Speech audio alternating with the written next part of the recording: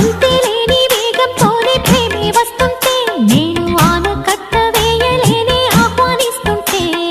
పట్టే తప్పే విరహంలోనే మునిగిపోతుంటే ఇంకా క్షేమంగానే జీవిస్తాని చెయ్యందిస్తుంటే